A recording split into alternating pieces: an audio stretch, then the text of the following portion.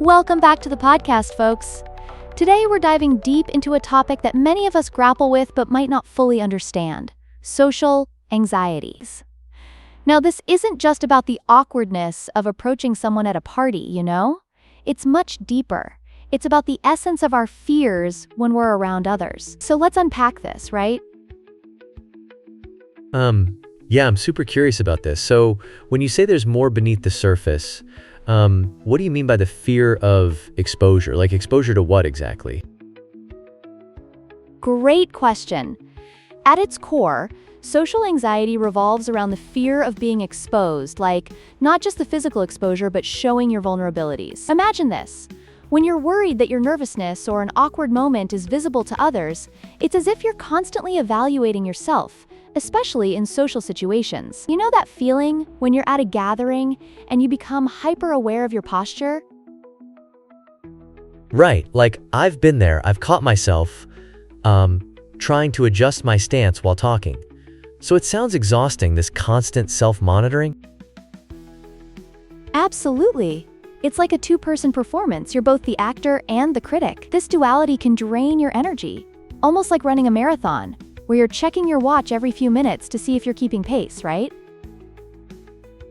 Oh wow, that does sound like a marathon of anxiety. So why do our minds always jump to the worst case scenarios before conversations? That anticipation sounds intense. Yes, it is. Anticipation plays a huge role in how our bodies react. Before a conversation, the heart starts racing, thoughts begin to spiral, and suddenly, all these negative scenarios pop up in our minds. It's like preparing for a performance where you're convinced it's going to go horribly wrong, which can totally skew how we perceive social interactions. That's interesting. So like, if someone finally gets the courage to join a social setting but ends up feeling anxious, doesn't that just turn their identity into a performance? Exactly. It becomes this cycle of managing your image rather than simply being your true self. You've got to ask yourself, if you're accepted, is it really you that people are accepting, or just the facade you're putting on? Wow. Now I'm thinking about all the times I've replayed something awkward in my mind after social events, like judging what I said. Is that a part of this post-event rumination you mentioned? Yes. Post-event rumination is so common for those with social anxiety. It's like an endless loop of second-guessing every word you said, every pause you took. Often, you'll judge yourself way more harshly than anyone else would.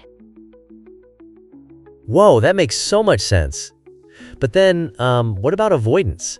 I've heard people discuss ducking out of plans. Doesn't that just make it worse later? You're spot on. Avoidance might feel like immediate relief, but it just shrinks your experience of life, reinforcing the notion that anxiety is a danger.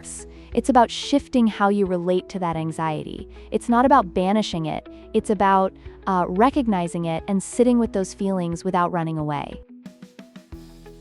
Right, okay. So then how do we actually do that? How do we learn to tolerate uncertainty itself? That's the crux of it. It involves a shift from seeking approval, seeking that social validation, to focusing on authenticity. When you prioritize being true to yourself, you build genuine connections. Ironically, that authenticity can lead to less anxiety moving forward. That's powerful. So you're saying it's a transformation from that fear-driven persona to one that's rooted in authenticity? Yes. Social anxiety isn't a sign of weakness. It often comes from, a sensitive nature paired with fear. When you harness that sensitivity without fear, it can manifest as empathy. Wow, that's super enlightening. I can't wait to explore it further. Do you have any personal stories about navigating this kind of journey yourself? Absolutely, I've been on that journey.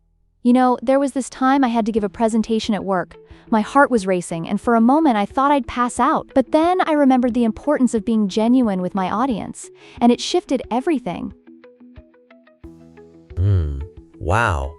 That sounds terrifying but also freeing.